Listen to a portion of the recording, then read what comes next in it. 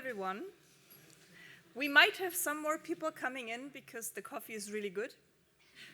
But let me start anyways.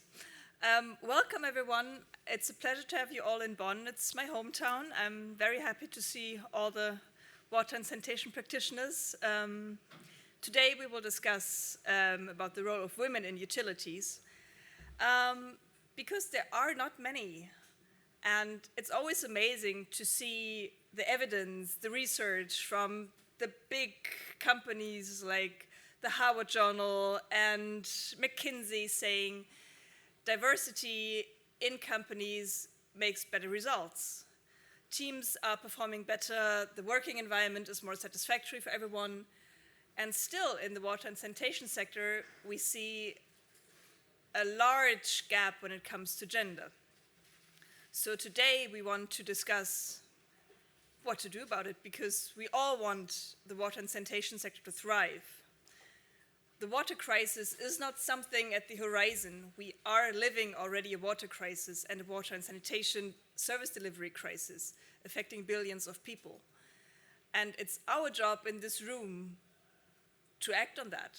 We are the people who are making that change, hopefully, in the future. SDG 6 is not on track, and I think we all have our spaces where we can make a difference, and today we want to equip you with some of the best practices and tools to make the working environment more diverse, because that's a key requisite to get to a point where we say, yes, SDG 6 is something we can achieve. We can serve water and sanitation, or people with water and sanitation. So my name is Mel Horvels. I'm from Susanna and JZ, and this session is hosted by ISA, WaterAid, Sustainable Sanitation Alliance, JZ, and Givopa. So we have some heavyweights with a lot of experiences, and we will have some learning, but there's also going to be chocolate. What? There's going to be chocolate, but only for those who are very creative in drawing. So what we're going to do now is the welcome, that's where we're at. Then we have practitioners' voices from Latin America, it's a video. Then we will go into a first round of interaction because we want you to get to know each other and to really think about the barriers and the challenges to get to more gender diverse workforce. Then we have the learning part where you can see, okay, there are best practices, there are tools you can apply in your working environment. And then comes the chocolate part. So we will have interactive exercises. We'll move out to those tables. I will introduce that later, and the best 3 pictures will get those chocolates. So stay tuned. And with that, I would like to thank everyone to be here. I'm very honored to have a room full of practitioners. That's not my usual setup. I mostly work with policy people, so welcome everyone. And with that, I would like to start the video.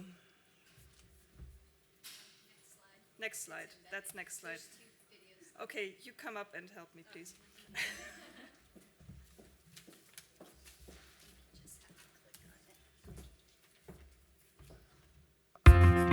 Mi nombre es Marcela, soy ingeniera.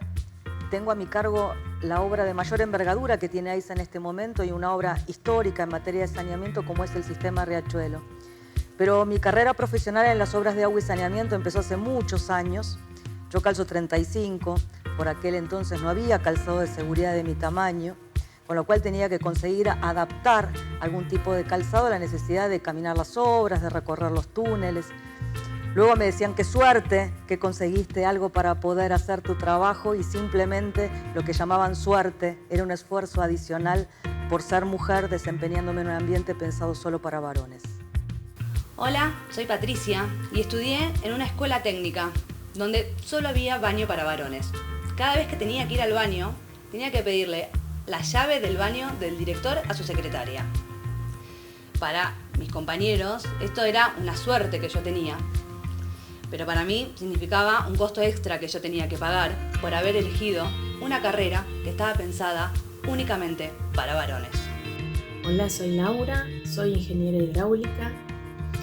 con mi marido estudiamos juntos, nos recibimos y cuando empezamos a tener nuestras primeras entrevistas de trabajo siempre me preguntaba lo mismo. ¿Cuáles eran mis planes de familia? Si pensaba tener hijos, que quién los iba a cuidar. Esas cosas a él no se las preguntaban. Cuando yo les respondía que en ese caso sería mi mamá quien los cuidaría, automáticamente me decían: qué suerte tenés, así vas a poder trabajar tranquila. Eso que ellos llamaban suerte no era otra cosa que un gran costo a pagar solo por el hecho de ser mujer. Hola, soy José, soy ingeniera civil. Cuando me recibí me postulé a un trabajo en donde mi currículum cumplía con todos los requisitos. La persona que me entrevistó me dijo que tuve suerte porque cuando vieron mi nombre en el CV pensaron que era un varón. Esto que me dijo que era suerte en realidad es el costo extra que tenemos que pagar las mujeres por querer trabajar en espacios que están pensados solamente para varones. En mi escuela hay un uniforme, el cual el de los varones es de pantalón largo y el de las mujeres de pollera. Yo en invierno tengo mucho frío y hasta incluso me llegué a enfermar. Entonces un día de estos decidí agarrar el pantalón de mi hermana para no tener tanto frío. Cuando llego me cruzo a la preceptora y me dice: qué suerte que no te vio la directora porque te podría haber amonestado. Eso, que ella llamó suerte, es un costo extra que tenemos que pagar las chicas por el simple hecho de ser mujeres, en una sociedad que pretende que haya uniformes diferenciados.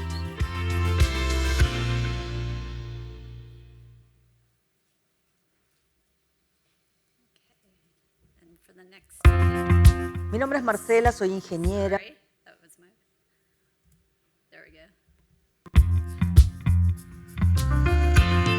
Ubicada en la zona más densamente poblada de Argentina y con más de 100 años de historia, AISA provee los servicios de agua potable y desagües cloacales a más de 11 millones de personas de Capital Federal y a 26 distritos de la provincia de Buenos Aires. Más de 7.600 trabajadores y trabajadoras aunan esfuerzo diario para lograr altos estándares de calidad en lo profesional y en lo humano. En el año 2019, Malena Galmarini asume la presidencia de la empresa, constituyéndose como la primera mujer en ese cargo. Desde entonces, con la creación del área de género y diversidades, se han impulsado diferentes iniciativas para crear conciencia e iniciar el camino a una cultura organizacional integradora. Plan Integral de Capacitación en Género. Programa contra las violencias por motivos de género. Compras y contrataciones con perspectiva de género. Plan hacia la paridad en cargos y funciones. Programa de gestión menstrual. Estos son algunos de los ejes que desde AISA se están trabajando para lograr una gestión más integrada, más justa y más equitativa, donde la igualdad no es solo una idea, es un proyecto, un objetivo y son acciones concretas para lograrla. AISA, lo bueno del agua llega. Thanks sorry. I'll master this by the time we leave. Thank you to Aisa for the videos. Now I just wanted to get us up and to introduce ourselves to each other. So we're going to do a bicycle chain where we'll form two lines. So I think the way we'll do it is one row will turn around and face the other row, and then you'll introduce yourself and mention a barrier you've experienced or witnessed to gender equality in your workplace or community, and then you'll move in opposite directions and repeat the same with the next person. So if people can move around a bit so we have equal numbers in each row. Or, yeah. Online, please introduce yourself in the chat and list any barriers you've experienced in the chat.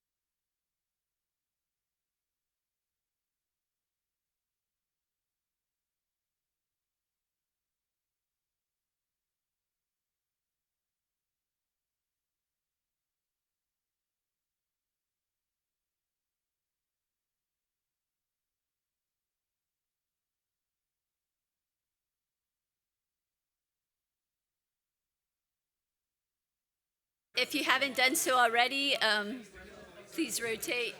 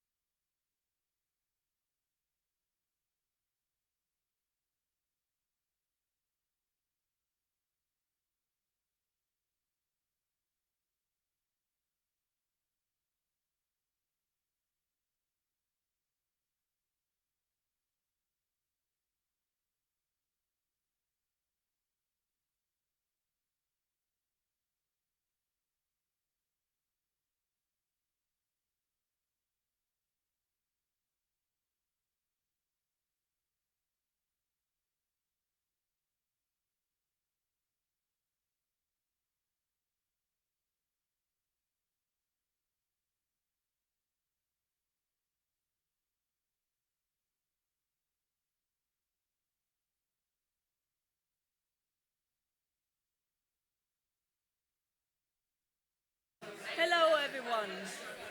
Can I get the mic up? Hello, hello, hello, hello, hello. Can you hear me? Yes. So, shh.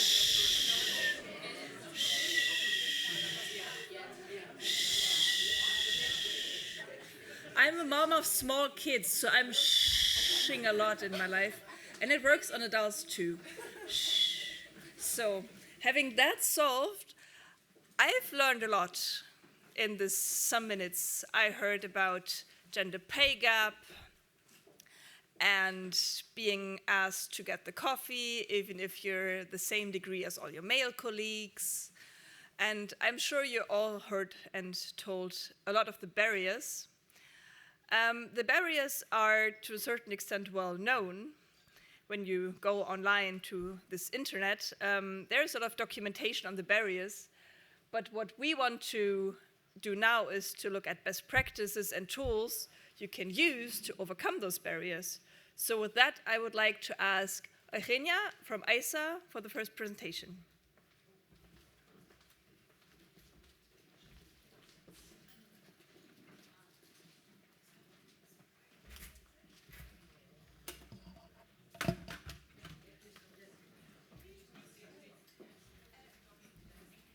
Buenos días, muchísimas gracias. Vamos. Acá. Toque. Toque. Bueno, perfecto.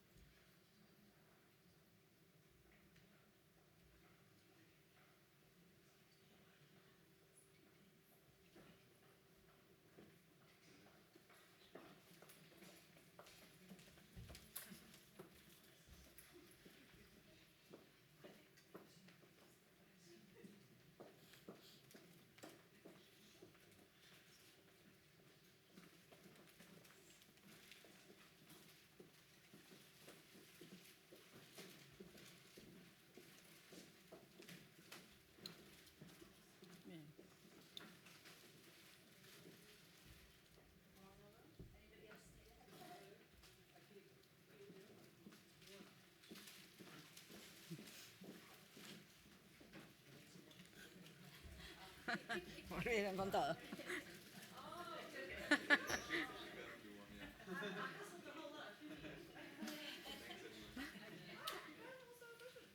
Ok, ¿no? Bueno, buenísimo, y volvieron todos. Bienvenidos, bienvenidas. Gracias por la presentación. Mi nombre es Eugenia Giotto. Soy directora de Género y de Igualdad de AISA, que es una de las empresas más grandes de agua y saneamiento de Argentina, es la más grande, y de América Latina y del Caribe. La verdad que trabajamos con las compañías en este panel y arrancamos con esta dinámica que me costó sumarme porque al no manejar el inglés fluidamente me sentía un poco inhibida, pero les vi participando de una manera muy linda. Pudimos ver el video al principio y la idea era mirar el video, participar en esa dinámica con la idea de ponernos en nuestra propia piel, en nuestras propias cabezas, situaciones de desigualdad. Porque lo primero que hace la desigualdad, y específicamente la que vamos a hablar hoy, la que tiene que ver con las brechas por motivos de género, la desigualdad por motivos de género, es que son invisibles, nos parecen invisibles. ¿Vieron cuando veíamos los videos?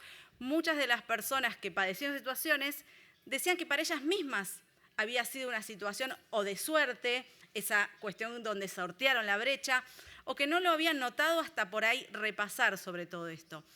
Las situaciones de desigualdad, sean visibles para los ojos más entrenados o invisibles, siempre producen desigualdad. Entonces, lo que vamos a contarles y a proponerles en este proceso de contarles lo que hicimos desde AISA para replicar, ¿no? Para el que le pueda servir replicar, o simplemente para el que pueda escuchar esta política y no al revés, no replicar, poder contarnos que tienen 3 pasos superadores y nos las pueden poner en conocimiento.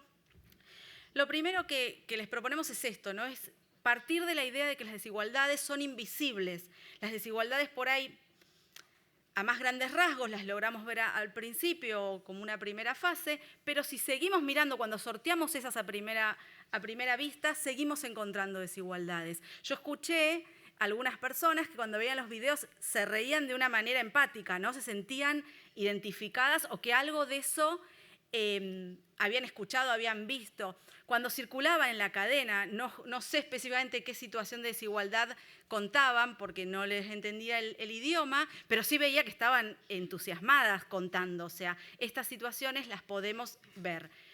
Lo interesante cuando empezamos a ver es entender que hay otras más abajo que no vemos. La desigualdad por motivos de género tiende a hacer esto. Nosotras siempre decimos, se reedita, se vuelve a inscribir de una manera más sutil de la que ya logramos ver.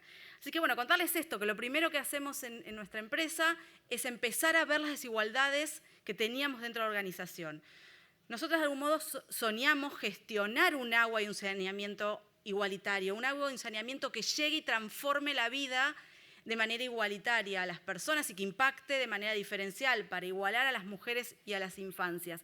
Pero entendíamos que no podíamos hacer esto si no primero no mirábamos nuestra organización. Y cuando miramos nuestra organización empezamos a ver que si bien a simple vista, por ejemplo, las mujeres y los varones cobraban el mismo sueldo, es decir, no había una desigualdad en los salarios, cuando profundizábamos esto de empezar a ver más profundo, veíamos que a fin de mes sí muchas mujeres cobraban menos porque, por ejemplo, éramos las únicas que nos tomábamos los días para el acto escolar o los días para el control médico. Entonces, esas ausencias que impactan en el salario en nuestro país sí claramente eran una brecha, que era a simple vista era invisible, porque si mirábamos la nómina de sueldos de las personas, no había diferencia de acuerdo a su género, pero sí a la hora de cobrar realmente. Entonces, esto de incorporar los lentes de género lo trae el área de género, la que lidero, pero la idea es que no me los quede yo los anteojos, sino que los repartan. En el panel anterior hablamos de salpicar,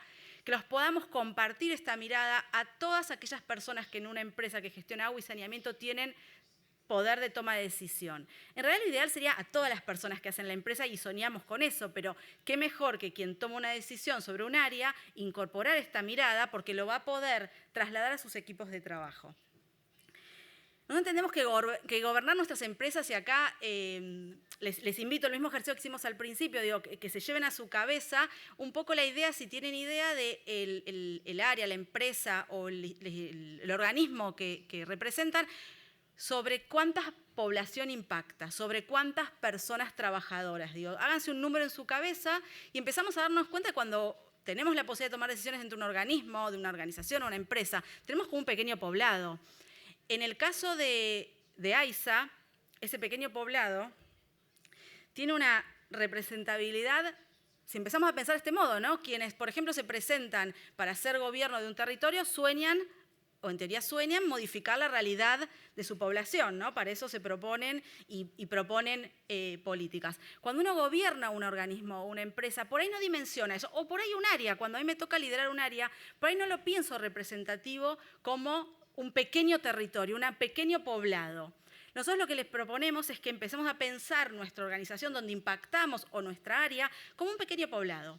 Entonces, si yo quiero transformar esa organización o quiero transformar la realidad sobre dónde está esa organización, en nuestro caso, AISA se encuentra en un territorio, en un país donde todavía las mujeres cobramos un 30% menos. No está escrito en ningún lado, pero seguimos a fin de mes o a fin de año, o trabajamos 3 meses más en un año para ganar lo mismo, o tendríamos que trabajar muchas más horas diarias para ganar lo mismo, o en nuestro territorio donde por el simple hecho de ser mujer ocurre una muerte cada 24 horas. Digo, en nuestro país, y ustedes cada uno sabrá sobre su territorio, existen sobradas marcas de una desigualdad que está bueno que como gestores de algún área no nos sean indiferentes, nos duelan de alguna manera. Entonces, si a mí esas desigualdades me puse los anteojos y me impactan, me convocan a pensar qué puedo hacer al respecto, lo que les proponemos es eso. En su área de liderazgo, donde les toque estar, empiezan a pensarlo como un poblado. Nosotros lo hicimos hacia adentro de ahí y de repente nos descubrimos que teníamos alrededor de 4 millones de personas usuarias, que nosotros pensamos, las personas usuarias no viven solas, transcurren en una comunidad, algo de que les impacte a ellas o a ellos va a impactar en un promedio de 3 personas más. Por lo tanto, con nuestras personas usuarias teníamos una dimensión de 16 millones de personas. O sea, si nosotras generábamos alguna acción que modifique la realidad en clave de género, íbamos a impactar con nuestras personas usuarias en 16 millones de personas. Lo primero que hicimos es dejar de decir usuarios en masculino, como si los hombres fueran los únicos que usaban el agua. Empezamos a hablar de personas usuarias, o usuarios o usuarias. Ahí, de acuerdo al lenguaje, al uso de la lengua de cada idioma, habrá una diferencia idiomática, pero la idea era dejar de concebir que quien usaba el agua solamente era un varón. Empezamos a pensar esta misma mirada sobre nuestras personas trabajadoras. AISA tiene una dotación de alrededor de 7.500 personas trabajadoras. De la misma manera, si invitamos a que esas personas trabajadoras puedan incorporar la perspectiva de género, puedan empezar a mirar las desigualdades chiquititas que podía haber en su área de trabajo, en su oficina. La ONU una vez nos hizo una devolución que a mí me gustó mucho, es que AISA empezó a mirar el metro cuadrado donde cada persona hace la diferencia. Entonces, estas 7.500 personas, imaginémonos que conviven con otra persona, van a una escuela, van a hacer algún deporte, o sea, impactan en otras. Entonces, 7.500 personas incorporan la mirada de intentar modificar desigualdades por motivos de género. También podemos pensar en que podemos llegar mínimamente a 30.000 otras personas.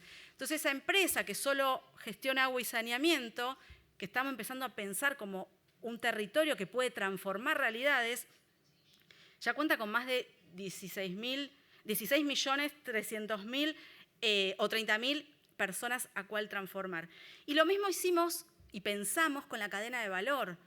Todas nuestras organizaciones o donde nos relacionamos, compramos, ¿no? Gestionamos compras, gestionamos recursos que necesitamos para desde prender la luz en nuestra oficina hasta usar el papel para escribir la computadora o cualquier otro insumo. Si empezamos a pensar que esas empresas que nos proveen también pueden incorporar la perspectiva de género e intentar transformar esa forma en que proveen, también contamos con otra dotación enorme. En nuestro caso son 2.000 empresas proveedoras, que también pensamos entre su planta de personas trabajadoras sobre las personas con las cuales interactúan, también es un número enorme de personas donde se puede pensar en impactar.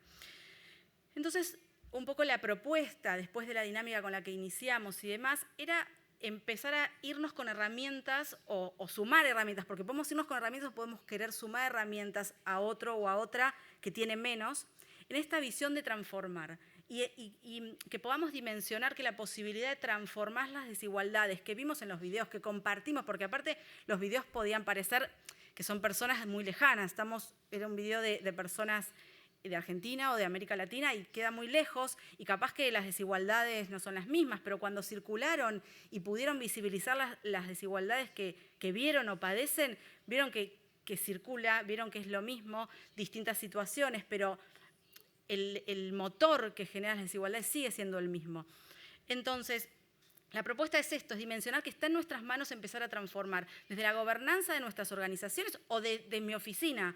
Nosotros les planteamos la dimensión de AISA con el tamaño y la infraestructura que tiene la empresa, pero estaba recién hablando en otro panel con una compañera que lidera un área de alrededor de 2.000 personas que usan el servicio. Bueno, también es un impacto enorme con esa dimensión, con una dimensión menor, pero también un impacto enorme transformador. La idea sería esta, ¿no? Que podamos entender que en nuestras manos, desde liderando un área que tenga que ver con la igualdad o un área que no tenga nada que ver con la igualdad, porque un montón de veces en la empresa me han preguntado qué tenía que ver comprar con mirada de igualdad, tiene un montón que ver porque una vez que incorporamos la mirada de igualdad, transformamos todo lo que hacemos. Ese transformar todo lo que hacemos transforma a las personas que reciben ese servicio o en nuestro caso el agua y saneamiento. Así que bueno, invitarles a que una vez que dimensionamos las brechas y las desigualdades que padecemos, que padece nuestra comunidad y que visibilizamos y que dimensionamos y que vemos el impacto que hace que las mujeres a fin de mes, consumiendo los mismos watts de electricidad, siempre decimos ese ejemplo como a modo de chiste, es como que una mujer y un varón utilizan el mismo servicio, pero a fin de mes alguien lo paga más caro. Esas son las desigualdades invisibles. Invitamos a que las podamos visibilizar y que podamos dimensionar las posibilidades de nuestra organización de transformarlas. Desde AISA le ponemos a disposición todas nuestras políticas porque trabajamos en red y entendemos que la dimensión de nuestra empresa permite que empresas más chicas les sirva, pero también necesitamos que otras organizaciones que han dado pasos en estos temas nos puedan hacer un ida y vuelta también para nutrirnos, también para poder dar pasos superadores. Así que muchísimas gracias por estar en este espacio, muchísimas gracias por escuchar y muchísimas gracias por la invitación a este panel en conjunto con las compañeras. Gracias.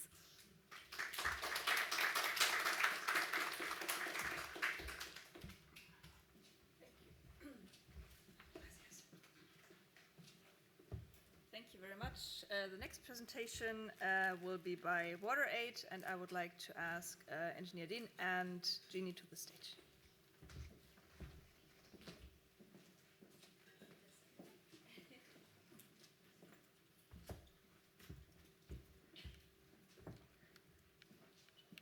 Okay, I'll be co-presenting today with Engineer Dennis from the Eastern Umbrella of Water and Sanitation. And we'll be presenting on a gender-responsive approach in Uganda. So first, I'll introduce WaterAid's gender-responsive approach very briefly. At the end of our slides, I've provided links to our different resources if you want to learn more about our approach. But then I will hand over to Engineer Dennis, who's the manager for the Eastern Umbrella of Water and Sanitation in Uganda. And through our water operator partnership with Welsh Water, the Eastern Umbrella, and WaterAid, we've applied this approach in our partnership. So before I get started, I just wanted to share this with you. This was an advert that the UK government put out in 2021 to stay home and save lives. And I'd just like to ask you, what do you notice about this picture?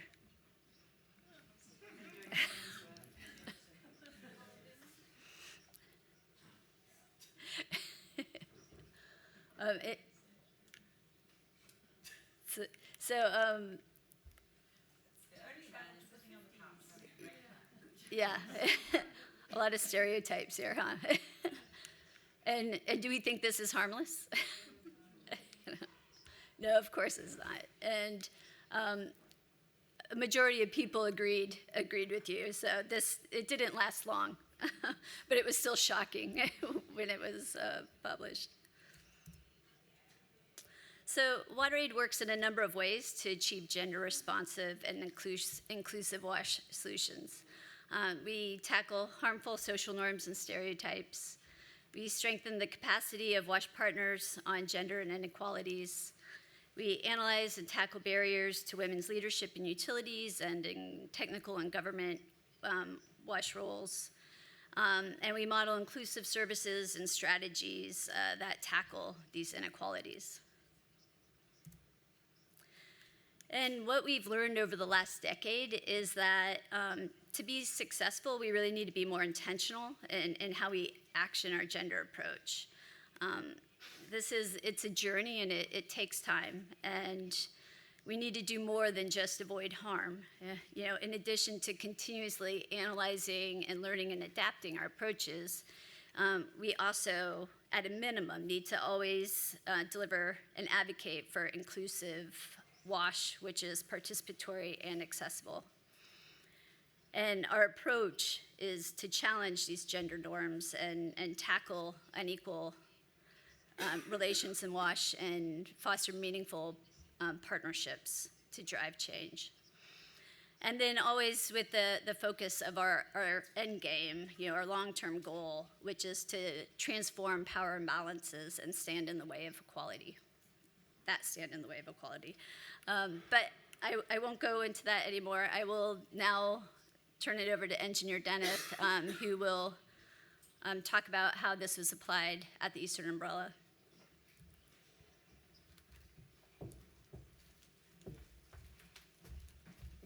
Good morning, ladies and gentlemen. I'm Engineer Dennis Ngabirano from Uganda, and I'm Minister of Water and Environment, Eastern Umbrella. As Eastern Umbrella, we embrace gender in our day-to-day work. As we have seen, it is one of the easiest approach to manage the customers and also increase on our connections and also having everyone involved and to appreciate what we are doing. Having worked with WaterAid and Welsh Water, as Minister of Water, we already had a gender strategy, so it was easier for us to continue working under the EU OPS and developing the gender strategies. So we had to assess to see the knowledge of our staff in embracing the gender. So when we did all that, we established a framework which we worked through, and all this was in line with the ministry strategies, and we also had to do capacity training for our staff so that as they do their day-to-day work. And in this approach, we also looked at the recruitment plan that can favor the ladies, the women, to come and perform the water activities. So we had to look at we had to get to the challenges and through the results. So we had to understand the gender approach under the Ministry of Water and Environment and looking at the communities we are serving to make sure that the gender issues are well catered for. So the majority of our staff were not confident. They didn't know what was taking place. When you talk of ladies, a lady can be a plumber, can go and do repair connection. Women can go and mobilize for extensions. They didn't understand it, but on using the ministry gender strategy, they had to understand, and we had to work on the roadmap, and we did it systematically, and we had to integrate. And fewer women in key positions, like we have water user committees, which are already embraced under the Ministry of Water and Strategy and supported by Government of Uganda. We use the water user committees to help us to mobilize the communities. And we have towns which we are managing where the water board members, the chairperson are ladies, and this one make people appreciate, and also the partners, whenever they come to support us, using also the gender initiatives from other NGOs like GOR. We have also had the USHA supporting sanitation for health in the communities. We carried out gender awareness in the communities and also staff, and we had to disseminate your findings. You know, when you get findings and you don't go back to the communities to tell them what you have found out and also the staff, it will die and people will not appreciate what you are doing. So as Eastern Umbrella, we disseminate and we discuss. They also contribute, and it is always done in a participatory way. If you see in that picture, those are our lady plumbers. Those ones who have visited, like Katie and Jean, they have seen our plumbers working, and they really do our work best, and they are competing with men. We have integrated gender in our work plans.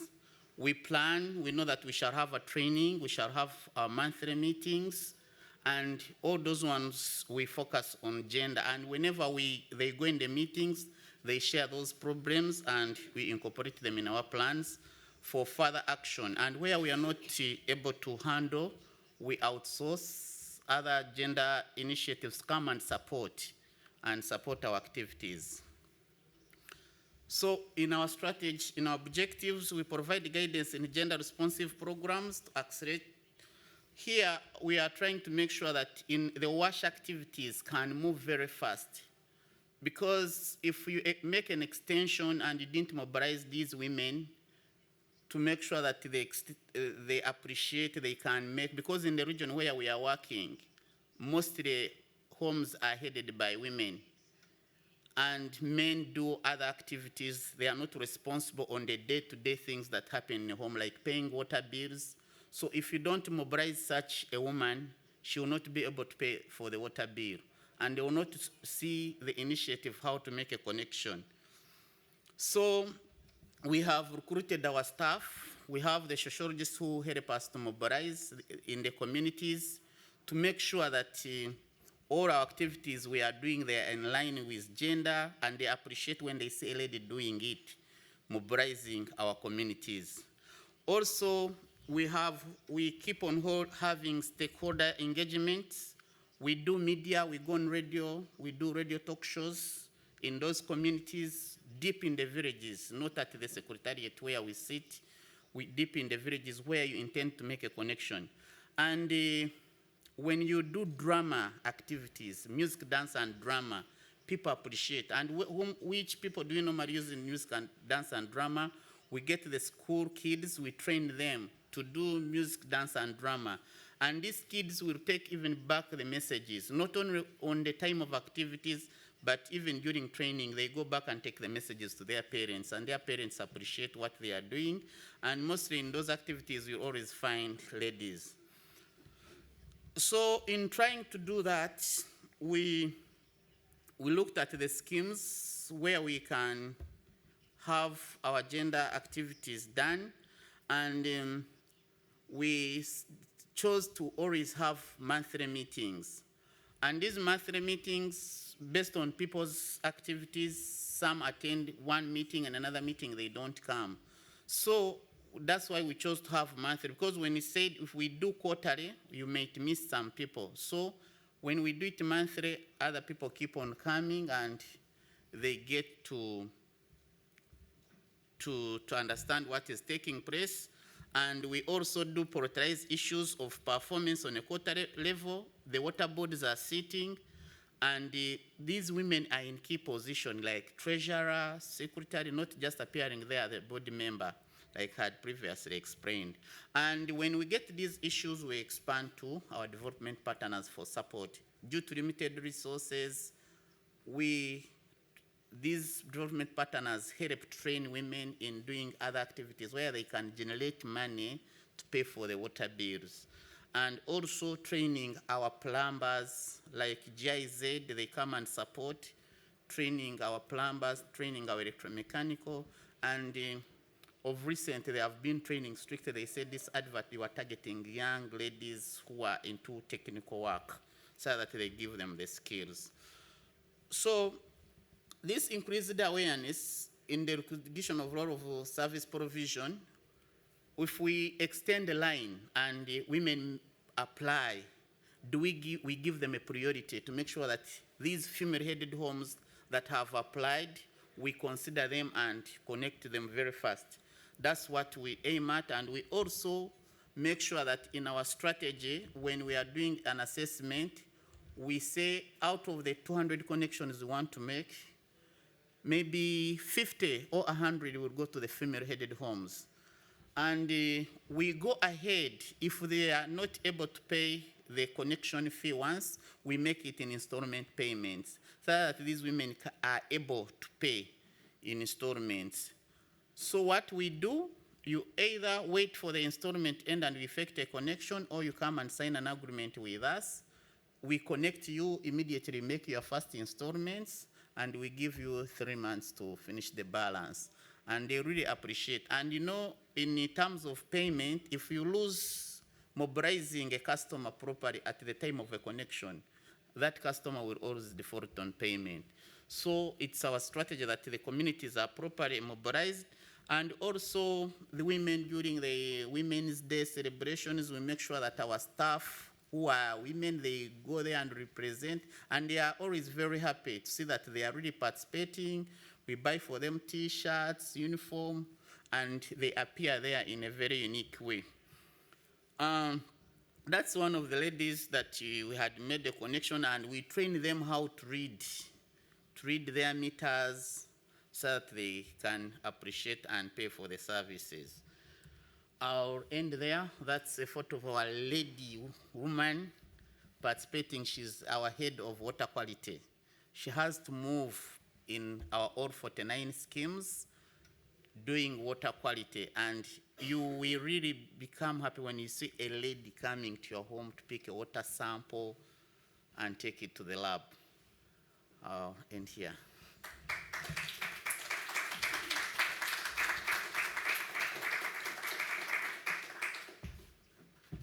Thank you, Engineer Deneth and Jeannie. Next, I would like to ask Juliana from GIVOPA for the last presentation. So remember all the tools. You will need them for the challenge later. One missing slide from watering. So these are the tools that you can have a look at. Okay, so greetings everybody. My name is Juliana Ferrero and I'm a senior consultant for GIVOPA UN Habitat. What I'm presenting to you today is a snippet of a webinar that took place in January this year. So just a question for you in the audience, who that is here already watched or attended to the webinar? Can you raise your hands? Good, so we have two. That's great. No, it's a good news for me because I was actually afraid that I was gonna bore you maybe with information that you already heard or watched, but it's a great news. So I will try to slow down as much as possible in the 10 minutes I have allocated. So as I said, this is a work that was already presented once and was presented by gender experts. So I'm here the messenger conveying the work of gender experts. So the acknowledgements here are due. So we can see here Camila Galeza from the World Bank, Kirsten Klopper from USAID and Gendering Industries Program, Sara Arari, formerly a staff of Simavi when she developed the tool, and then Avni Kumar from the University of Technology, Sydney, the Institute for Sustainable Futures. So these are basically the authors of the work that you will hear today. So starting up with the framework, I'm sure you have seen this framework before. We're gonna talk about diagnosis only. So diagnosis happen when you want to know the status of something. Of course, this is just by definition. But we can do a diagnosis when we want to start up the diagnosis of a water utility that has never been doing any work on gender diversity and inclusion. Or we can do a diagnosis of utilities that are advanced in the field, like, for example, ISA or also the Eastern Umbrella Organization.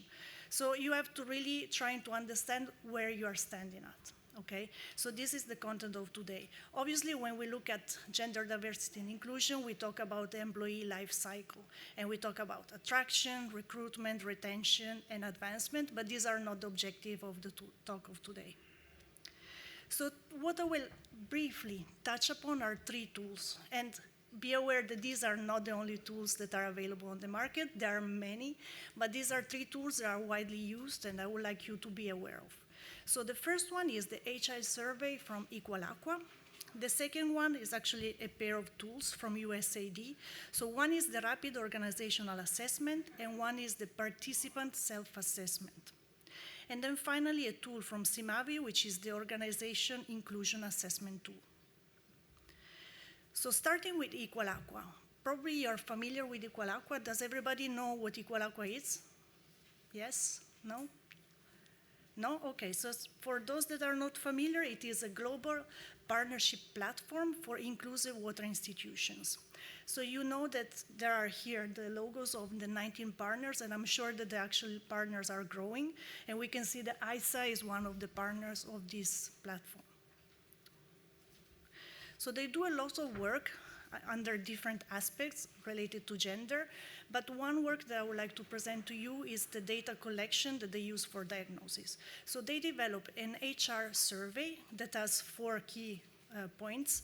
So one is the general HR information, one is the policies and programs, one is the training opportunities, and the last one is the work environment. So how does it work?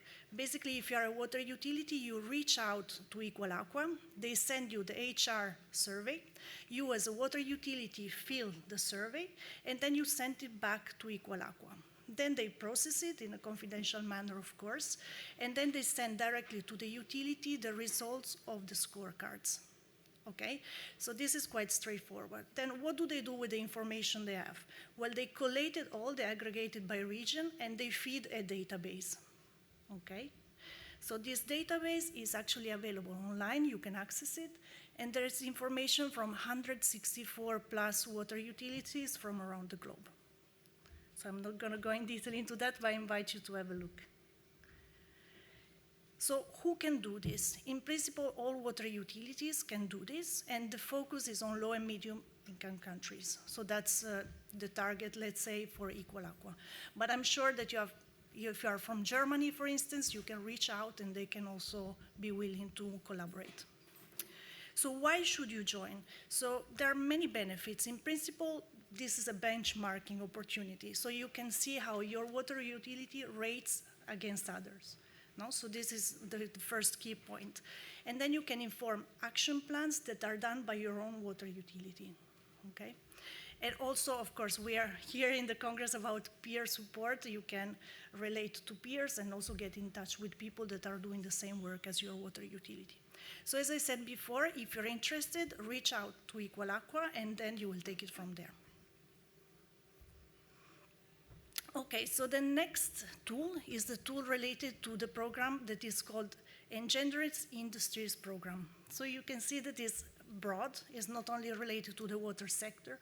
They're touching many industries that are not, that are male dominated. So wash is one of the sectors, but for example, energy is one of the other industries that are dealing with. So they have many elements in their program. I'm not going to be going through them. I don't want to make you too bored about it, but it's important to see that they implement best practices and also they provide tailored coaching to the industries. So this is a sort of a tailor-made kind of support. They also use the employee life cycle. Again, I'm not going to go into detail, but what's important to stress is that here, if you look at the inner circle, they use a similar cycle, but is more detailed than the framework that I presented before. Okay, so just to have a reference. And they develop a very thick best practices manual that is also very interesting if you're an expert in the field and you're working on it. I invite you to have a look at the best practices manual. So how do you build evidence according to this program? Well, you look at staff composition. This is always the first step that we do. But then you also go beyond that. So you look at policy analysis, business performance, and best practices assessment. So all this creates the solid base for evidence that is your starting point. And then looking finally at the 2 tools for diagnosis again. So we have one that is the rapid organizational assessment, so looking at the whole organization, and one is the participant self-assessment. So this is done for the individual, okay? And it's normally done at the beginning and at the end of the program. No? So in this way, you can basically verify how your knowledge has changed during the program. Okay, and lastly, we have the Organization Inclusion Assessment tool from CIMAVI. So this is a different tool, is looking at also benchmarking, but different 8 focus areas, and also gives support on how to plan for the next steps within the organization. you can see here what you will find when you go to the tool online. So basically you have 4 downloadable elements. So the first one on the left is the tool itself, which is simply an Excel-based tool. It's very simple to use. You have the guidelines for how to use the tool. And then you have the strategies on how to improve the organization inclusiveness, and also how to, a template for developing the action plans. So here you have the links. All the links are also available on GWOPA's website, and you also have some of the contact details of the organizations. So thank you so much for your attention.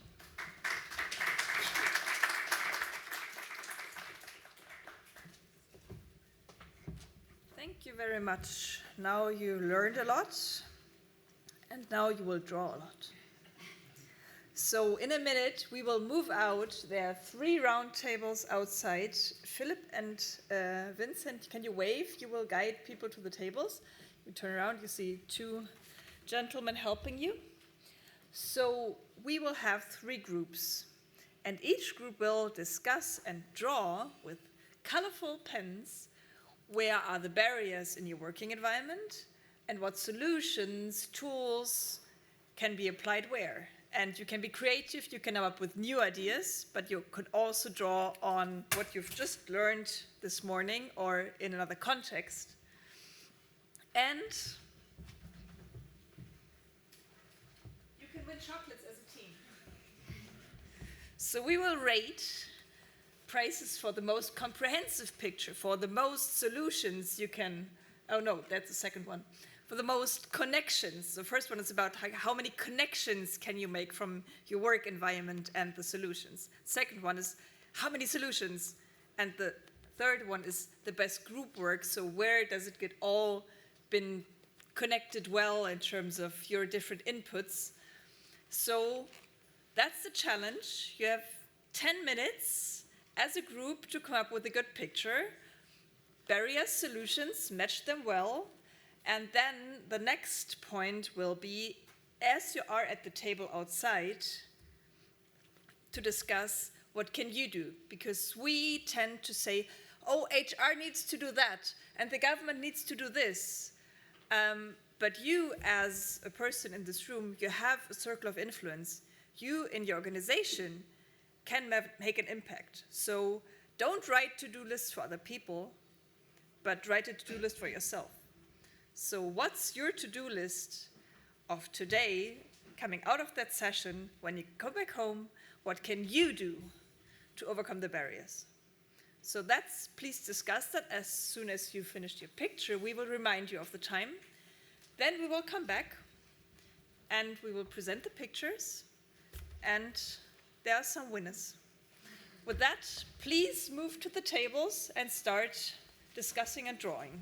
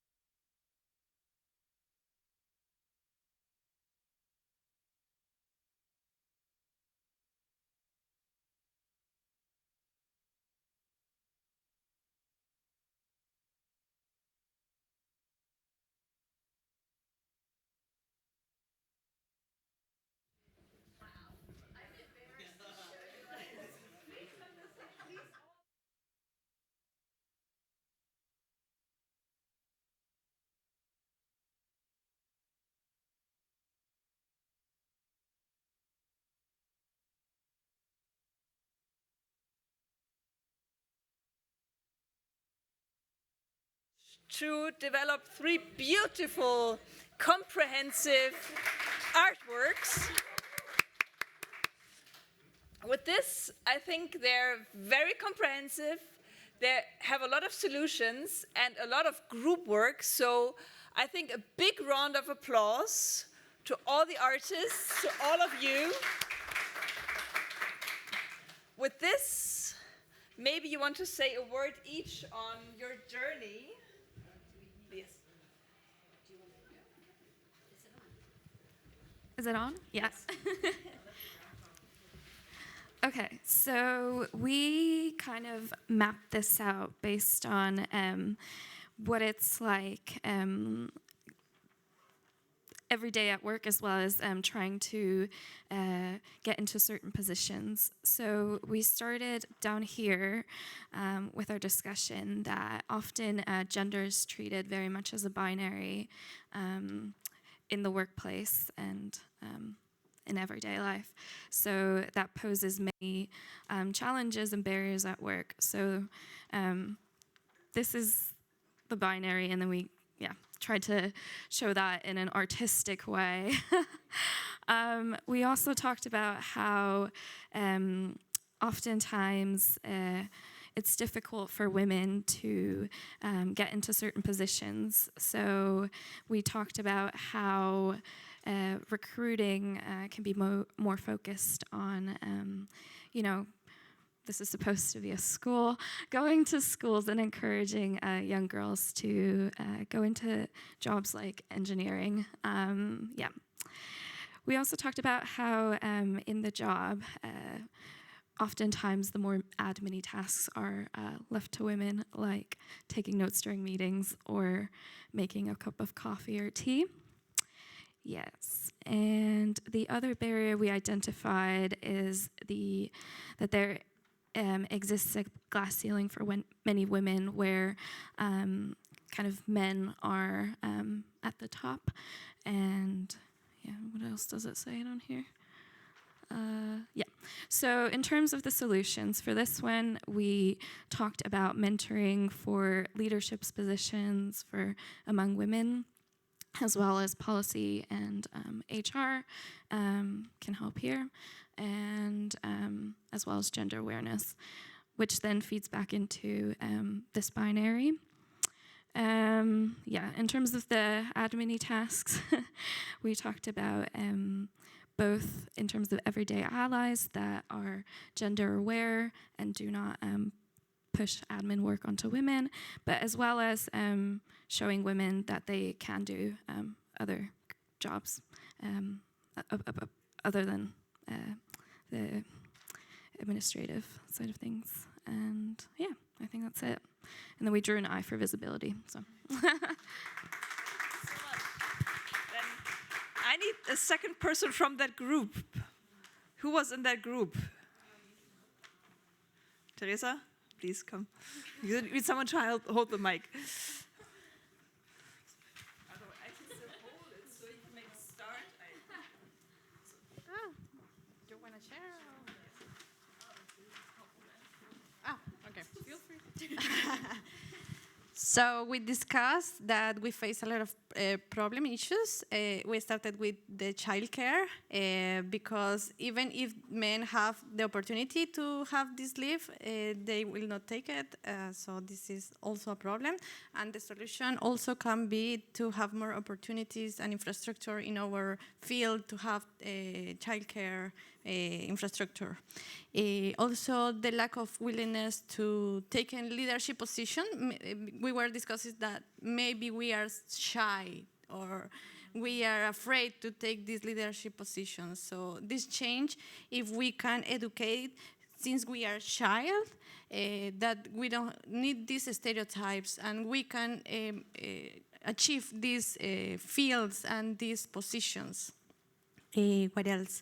That also we don't have the tools, like in the video was shown that we don't have the tools for going to field work. So how this is changing, and this also needs resources. We were talking a lot that if we want to manage all of these issues, we need the resources to do it inside of our water utilities.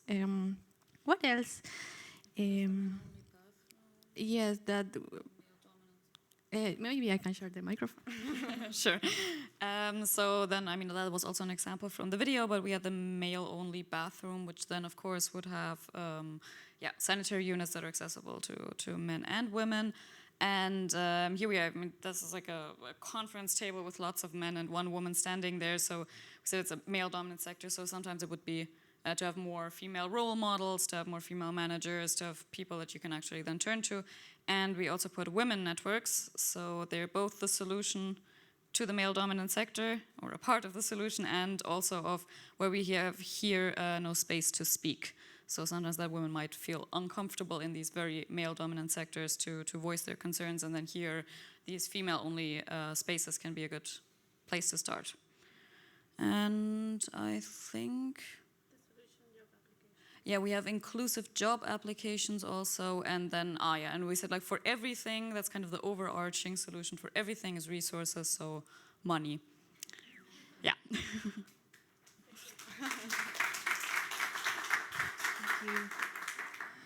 Okay, so we talked through this as a journey through work. So, well, from starting as a baby right down the bottom, and the journey that a woman goes on throughout their career.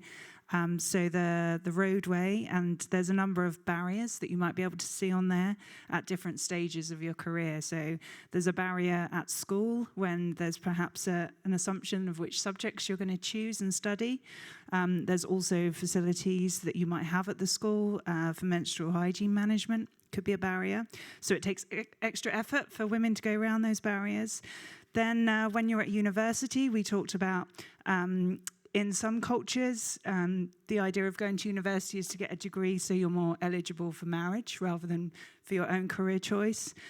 Also, there may be limited options to where you can go in some cultures because your family want you to stay near to home. And also, in some places, there's curfews at universities which are earlier for women than for men. So that's something I hadn't heard of before. Not to mention the fact that you might be in the minority if you're doing a kind of STEM subject.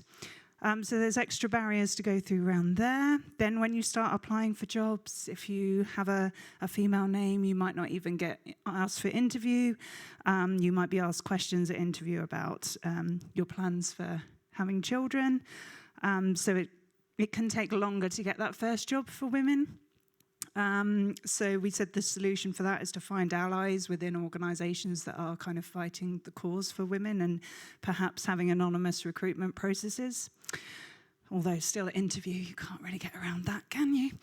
Then when you're in your first job, we also talked about how you're kind of expected often as a woman to do the menial tasks like getting the tea. Someone was even asked at interview if they'd be prepared to get the tea during meetings, and you said no and you didn't get the job. So expected to do minutes, things like that. There's also the pay gap, so extra effort to get around those barriers. We talked about also this concept of meta work, so how doing work within your organisation to improve gender inclusivity can be extra work on top of your normal job, and it's often expected that the women will do that extra work. So one solution is to kind of share the load, to have a relay approach, so you're not always the person that's designated to be the gender person. You share it around and you encourage men to do that work too. And then we talked about family issues around part-time working, taking longer to get promoted if you're having children, reduced opportunities if you want to be part-time job share, and that also as women, if we have families, we might miss out on those informal times of engagement in the workplace, socialising outside of work, or the kind of where some of the decisions are made in those settings, and women can't always be part of that.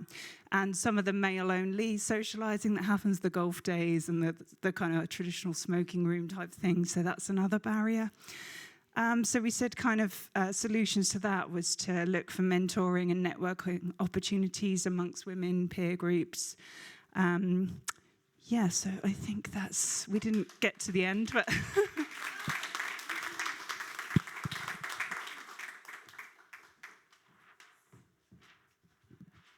Thank you very much. I think you all deserved a very nice mix of chocolates. So all the leaders from the groups, I will hand this to you. and to you, and was the last group. Whose group is still missing? Which?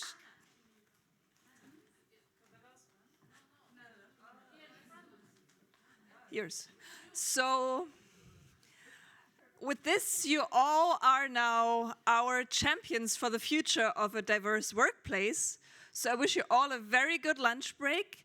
Take that home, make a difference, because you all have power within your space to change those barriers. So good luck with that. We count on you. Have a good lunch. Thank you so much.